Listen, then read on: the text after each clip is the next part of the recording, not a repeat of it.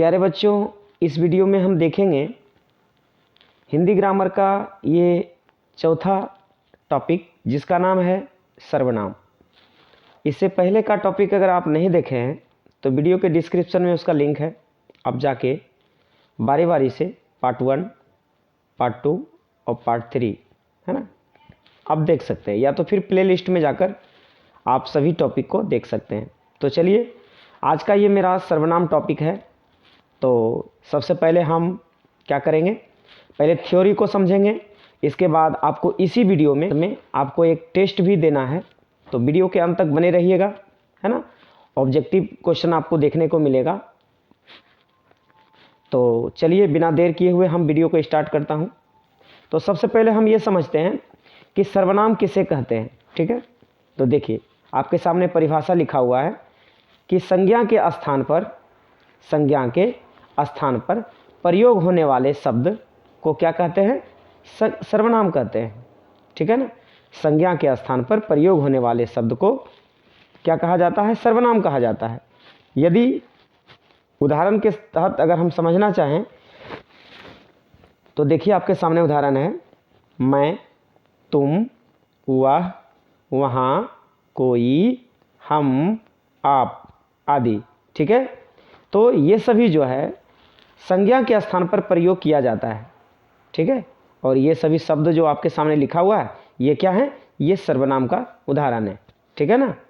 तो आपको सर्वनाम की परिभाषा आपको समझ में आ गया कि सर्वनाम किसे कहते हैं, संज्ञा के स्थान पर प्रयोग होने वाले शब्द को ही सर्वनाम कहते हैं, ठीक है ना। जैसे देखिए, यहाँ पर लिखा हुआ मैं।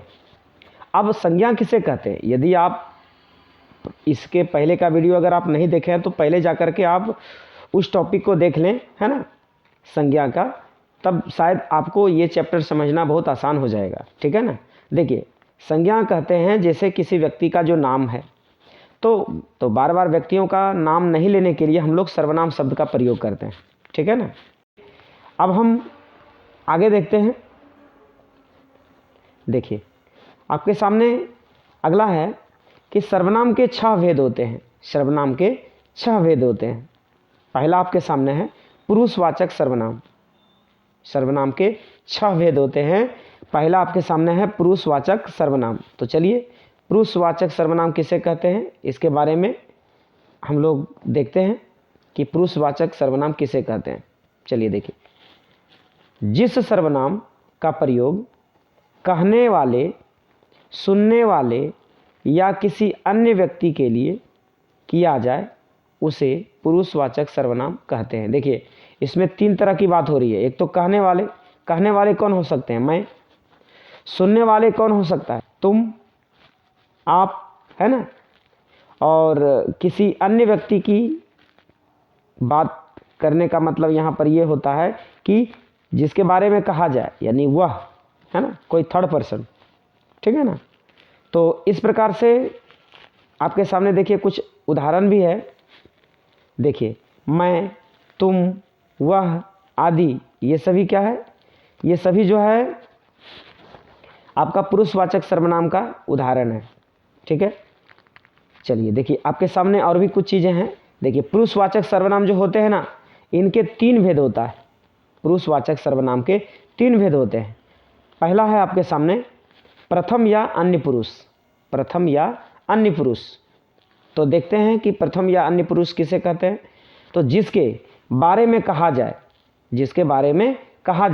वे अन्य पुरुष कहलाते हैं, ठीक है ना। जिसके बारे में कहा जाए वे अन्य पुरुष कहलाते हैं। देखिए, अब किन के बारे में हम कह सकते हैं, तो वो कौन सा आदमी होगा जिसके बारे में कहा जाएगा, तो वह आदमी होगा, यह आदमी होगा, ये हो सकता है, वे हो सकते हैं, उसकी बात हम लोग कर सकते हैं, या उनकी बात कर सकते हैं, उसका बात कर सकते हैं। तो जिनके बारे में कहा जाए, है ना, ये सभी जो है हम इन्हीं के बारे में कहीं ना कहीं हम लोग क्या करते हैं, कुछ बात कर रहे होते हैं, है ना। तो ये सभी उदाहरण हो गए आपका क्या, अन्य पुरुष, या फिर उसको प्रथम पुरुष कह सकते हो। चलिए, अब देखिए, दूसरा है मध्यम पुरुष, है ना। मध्यम पुरुष किसे कहते हैं, तो सुनने वाले को मध्यम पुरुष कहते हैं।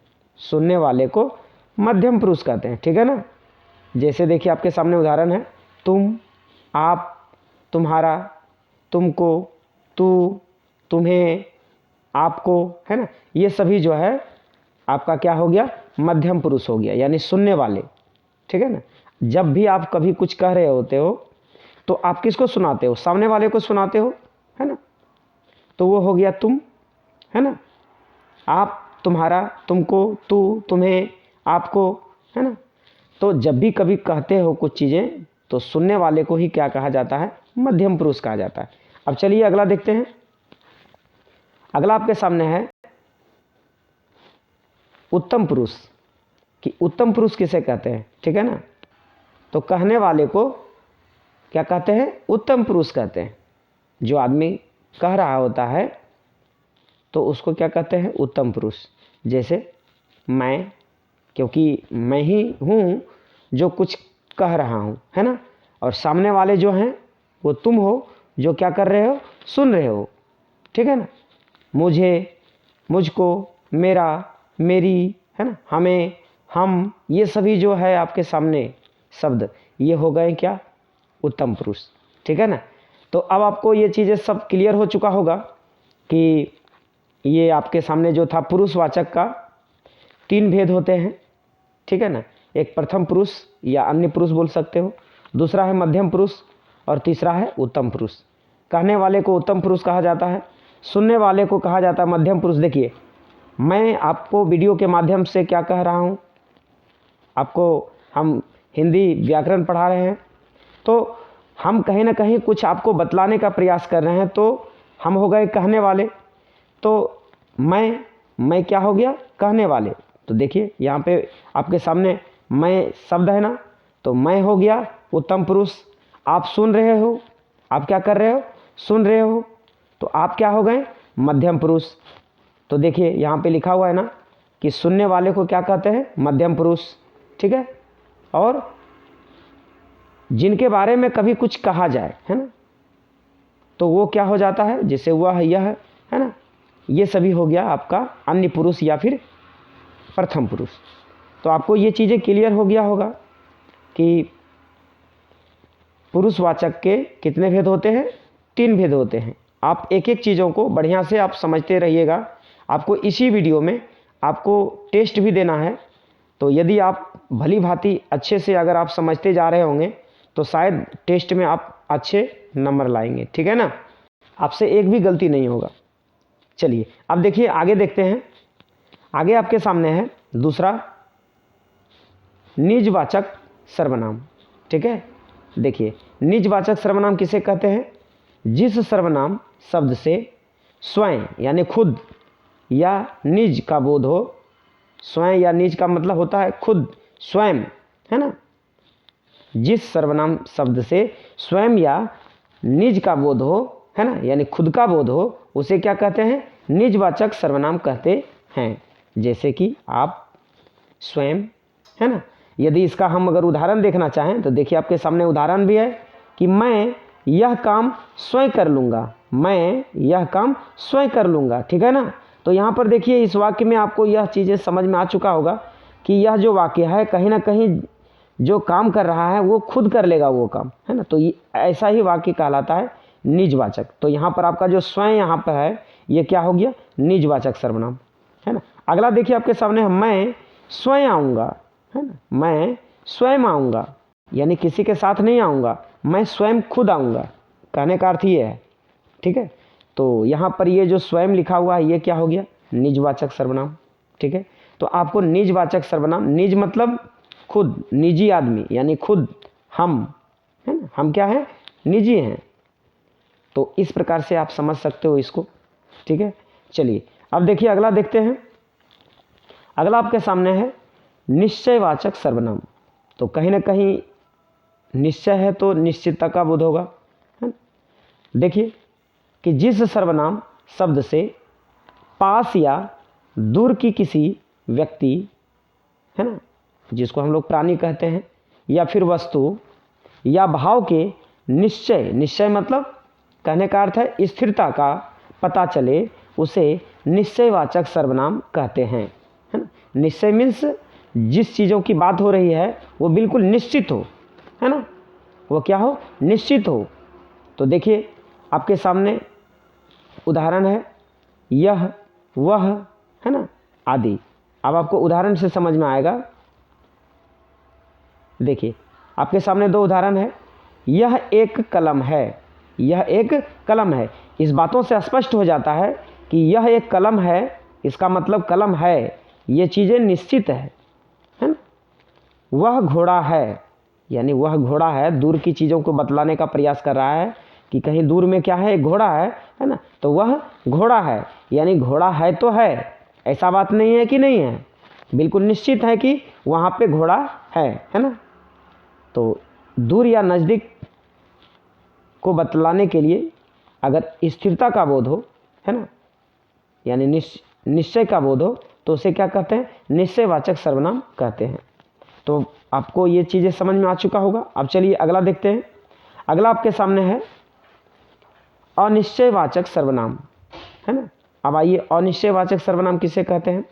तो जिस सर्वनाम शब्द से किसी निश्चित वस्तु या व्यक्ति यानी प्राणी का बोध ना हो, है ना। देखिए यहाँ पर निश्चित का बोध क्या हो रहा है, नहीं हो रहा है, उसे क्या कहते हैं, अनिश्चयवाचक सर्वनाम कहते हैं। इससे पहले हम पढ़ रहे थे निश्चय, यह है अनिश्चय, ठीक है ना। इसमें निश्चय का क्या होगा, बोध नहीं होगा, ठीक है ना, यानी स्थिरता का बोध नहीं होगा। ये देखिए आपके सामने है कुछ उदाहरण, कुछ, कोई, आदि। अब इससे जो वाक्य बनेंगे देखिए क्या बनेगा। जैसे हम कह रहे हैं कि आज कुछ लोग आएंगे, तो कुछ लोग आएंगे, इसका कोई निश्चित तो नहीं है ना कि कितने लोग आएंगे, ठीक है, 2 आएंगे ना 4 आएंगे 5 आएंगे, इसका कोई निश्चित नहीं है, यानी अनिश्चित है ये, ठीक है। तो अब आपको ये चीज़ें समझ में आ चुका होगा कि अनिश्चयवाचक का जो शब्द होता है वो कैसा होता है। अगला आपके सामने वाक्य है कि कोई आदमी बाहर खड़ा है। अब कौन आदमी खड़ा है ये तो आपको पता नहीं है ना, आप निश्चित नहीं हो कि बाहर में कौन आदमी खड़ा है ना। अब देखिए आगे देखते हैं। आगे आपके सामने है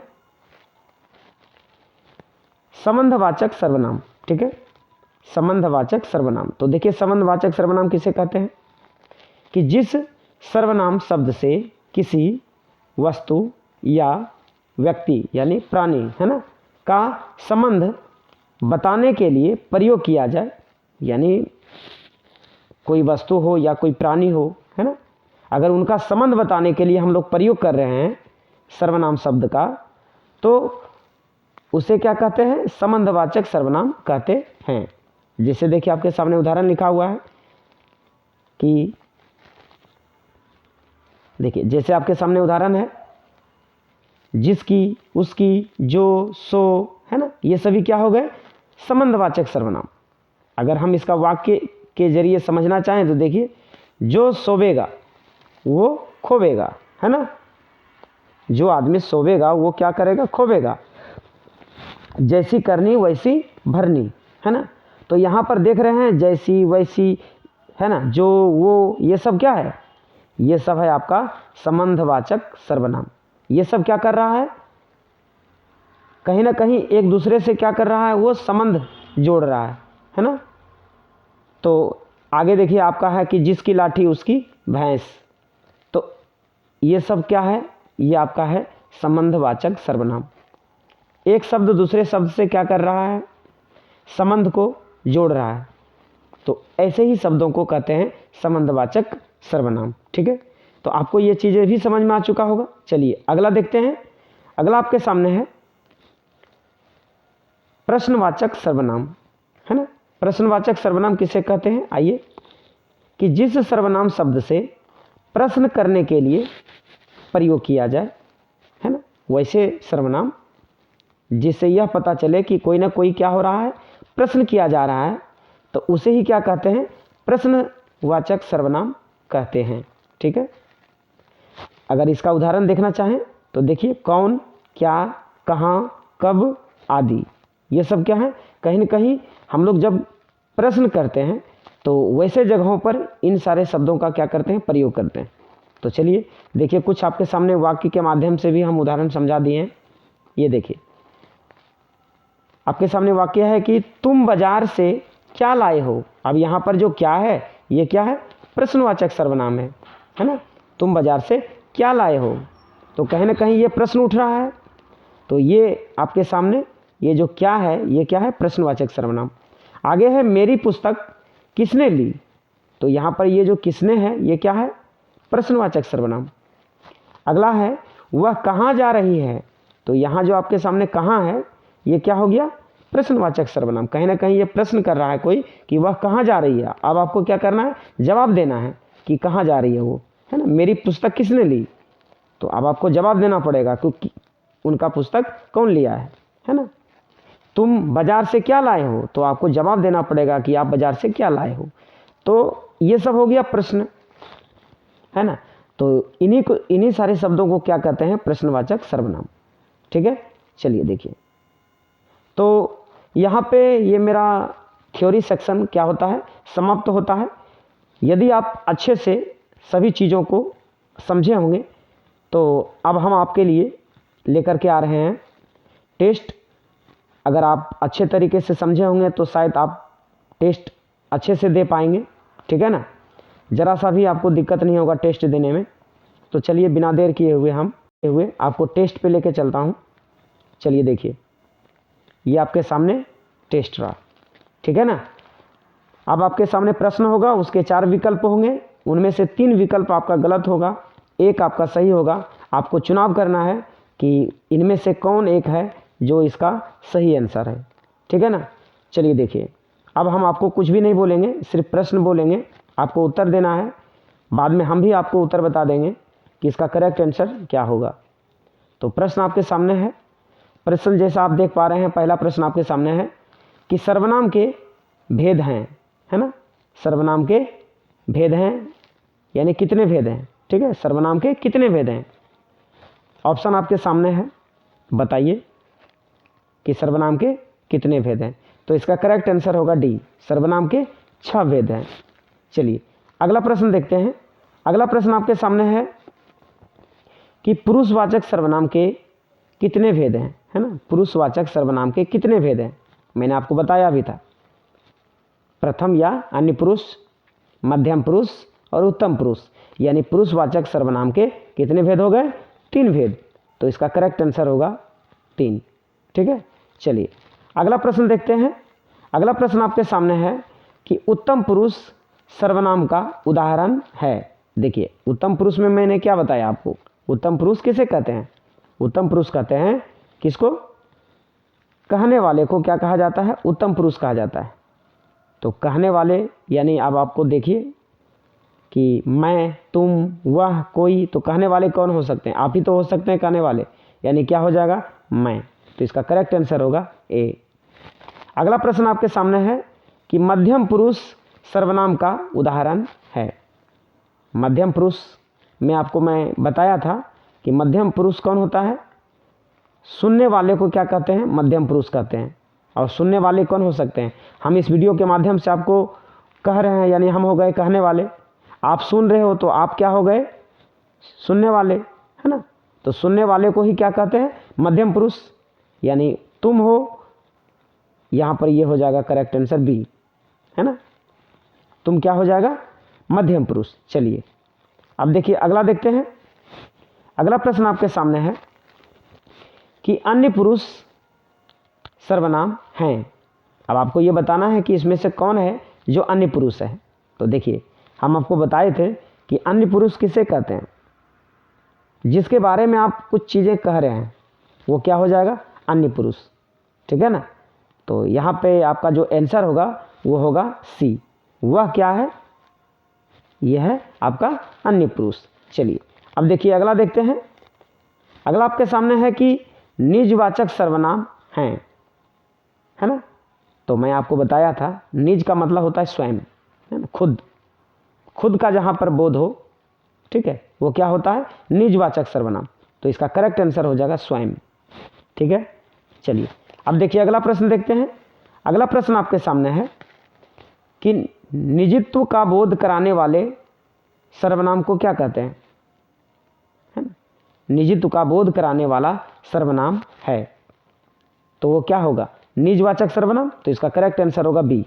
चलिए अब देखिए अगला प्रश्न है आपके सामने। अगला प्रश्न कहता है कि आप यह काम स्वयं करें, आप यह काम स्वयं करें।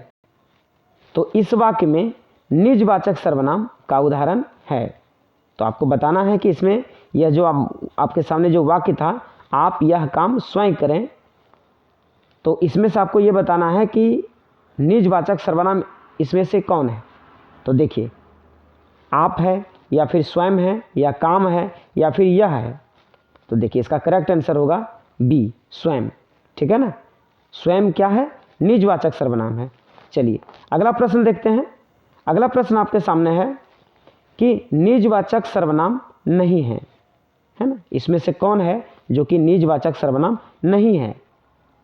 तो आपको ये चुनाव करना है कि इसमें से कौन निजवाचक सर्वनाम नहीं है। तो देखिए इसमें आपके सामने ए, बी और सी ये तीनों के तीनों हैं, तो आपका करेक्ट आंसर होगा कोई नहीं। ठीक है ना, क्योंकि मैं, स्वयं ये भी हो जाएगा आपका निजवाचक सर्वनाम, आप खुद ये भी हो जाएगा, वह स्वयं ये भी हो जाएगा, यानी कि तीनों के तीनों हो जाएंगे। आपसे पूछा जा रहा है कि कौन नहीं है, तो नहीं तो इसमें एक भी नहीं है ऐसा, तो ये हो जाएगा आपका डी, कोई नहीं। ठीक है ना। चलिए अब देखिए आपके सामने अगला प्रश्न है। अगला प्रश्न आपके सामने कि जिससे पास या दूर के किसी वस्तु या व्यक्ति के निश्चय का पता चले उसे डैश सर्वनाम कहते हैं। कौन सा सर्वनाम कहते हैं, है ना, जिससे कि पास या दूर का वस्तु या किसी व्यक्ति का निश्चय का पता चले उसको कौन सा सर्वनाम कहते हैं, उसको कहते हैं निश्चयवाचक सर्वनाम। तो इसका करेक्ट आंसर होगा सी। ठीक है। चलिए अब देखिए अगला प्रश्न देखते हैं। अगला प्रश्न आपके सामने है कि निश्चयवाचक सर्वनाम है। आपको बताना है, आपके सामने 4 ऑप्शन है कि निश्चयवाचक सर्वनाम है, इसमें आपका करेक्ट आंसर क्या होगा बोलिए। तो देखिए निश्चयवाचक सर्वनाम है यह, ठीक है ना, यह, वह, ये सब क्या है, निश्चयवाचक सर्वनाम है। चलिए देखिए अगला प्रश्न आपके सामने है कि वह है, तो वह क्या है, एक निश्चयवाचक सर्वनाम है। ठीक है ना। चलिए देखिए अगला प्रश्न आपके फिर सामने है, कहता है कि निश्चयवाचक सर्वनाम का उदाहरण है। तो निश्चयवाचक सर्वनाम का उदाहरण है ए नंबर, यह आम है। ठीक है ना, इसका उदाहरण क्या है, ए नंबर, यह आम है। अगला प्रश्न आपके सामने है कि डैशवाचक सर्वनाम के अंतर्गत यह और वह आते हैं। तो यह और वह किस में आता है, यह आता है निश्चयवाचक सर्वनाम में। तो इसका करेक्ट आंसर होगा बी नंबर।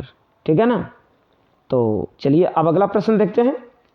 अगला प्रश्न आपके सामने है कि जिन सार्वनामिक शब्दों से किसी वस्तु या व्यक्ति की अनिश्चितता का बोध हो उसे डैशवाचक सर्वनाम कहते हैं। तो देखिए जब भी अनिश्चितता का बोध हो उसे क्या कहते हैं, अनिश्चयवाचक सर्वनाम कहते हैं। ठीक है ना। चलिए देखिए फिर अगला देखते हैं। अगला प्रश्न आपके सामने है कि कोई डैशवाचक सर्वनाम है। कोई क्या है, कैसा सर्वनाम है ये। तो देखिए कोई जो है ये क्या हो जाएगा, तो ये हो जाएगा आपका अनिश्चयवाचक सर्वनाम। कोई का मतलब क्या है, इसमें कोई निश्चित नहीं है कि कितना की बात हो रही है। ठीक है।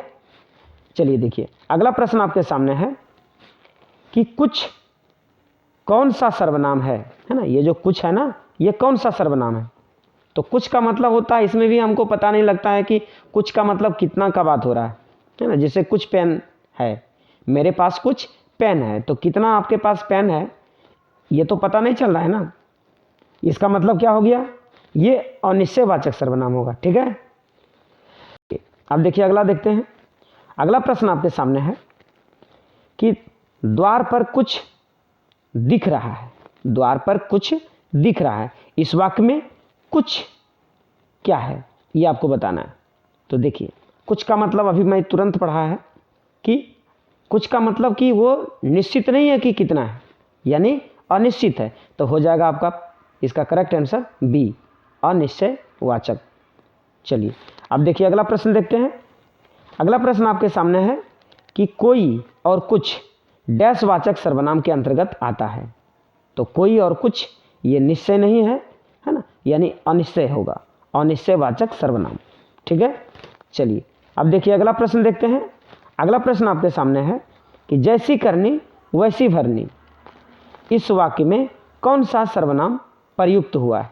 तो जैसी करनी वैसी भरनी, तो एक शब्द क्या कर रहा है, दूसरे शब्द को संबंध जोड़ दे रहा है, तो ये हो जाएगा संबंधवाचक सर्वनाम। ठीक है ना। चलिए अब देखिए अगला प्रश्न देखते हैं। अगला प्रश्न आपके सामने है जो, सो, है ना, ये डैश वाचक सर्वनाम का उदाहरण है। तो ये हो जाएगा आपका संबंधवाचक सर्वनाम का उदाहरण है। चलिए अगला प्रश्न देखते हैं। अगला प्रश्न आपके सामने है कि जिसकी लाठी उसकी भैंस, इस वाक्य में कौन सा सर्वनाम प्रयुक्त हुआ है, यानी प्रयोग किया गया है। ठीक है, जिसकी लाठी उसकी भैंस, तो ये हो जाएगा आपका संबंधवाचक सर्वनाम। ठीक है, चलिए अब देखिए अगला प्रश्न देखते हैं। अगला प्रश्न आपके सामने है कि कौन, है ना, कौन शब्द जो है ये डैश वाचक सर्वनाम है। तो कौन शब्द क्या हो जाएगा आपका, ये हो जाएगा प्रश्नवाचक सर्वनाम। ठीक है ना, क्योंकि कौन का मतलब हो गया, है ना, आप कौन हो, तो यानी ये प्रश्न कर रहे हैं कौन लगाकर हम, तो कौन क्या हो जाएगा, प्रश्नवाचक सर्वनाम। चलिए अगला प्रश्न देखते हैं। अगला प्रश्न आपके सामने है क्या कौन सा सर्वनाम है। तो देखिए क्या, आपका क्या नाम है, तो कहीं ना कहीं हम लोग क्या लगाकर क्या कर रहे हैं, प्रश्न पूछ रहे हैं, तो ये भी हो जाएगा आपका प्रश्नवाचक सर्वनाम। ठीक है, चलिए अब देखिए अगला प्रश्न है आपके सामने कि प्रश्नवाचक सर्वनाम है। आपके सामने ऑप्शन है, आप ये बताइए कि इसमें से कौन है जो प्रश्नवाचक सर्वनाम है। ऑप्शन आपके सामने है कौन, क्या, किसने, या फिर उपयुक्त सभी। अगर आपको ऐसा लगता है कि ए और बी और साथ ही सी ये तीनों के तीनों होंगे, तो आप आंसर दे सकते हो डी, उपयुक्त सभी। तो देखिए इसका करेक्ट आंसर होगा डी, उपयुक्त सभी, क्योंकि कौन, क्या, किसने, ये सभी क्या है, प्रश्नवाचक सर्वनाम है। तो बच्चों यहाँ पे ये मेरा टेस्ट सीरीज ख़त्म होता है ना। तो मैं आपको पहले थ्योरी समझाया, फिर आपको टेस्ट देने के लिए मौका भी दिया। ठीक है, तो ये वीडियो आपको कैसा लगा आप ज़रूर कमेंट कर बताएं, और जितना ज़्यादा से ज़्यादा हो सके आप अपने दोस्तों में इस वीडियो को शेयर करें, जिससे कि उन लोगों तक भी ये वीडियो पहुंचकर उनको भी फ़ायदा मिल सके। ठीक है, और यदि आप हमारे इस चैनल पर पहली बार आए हैं तो चैनल को ज़रूर सब्सक्राइब कर लें और बेल आइकन प्रेस कर दें, जिससे कि हमारे द्वारा अपलोड की गई वीडियो की नोटिफिकेशन आपको टाइम पे मिलता रहे।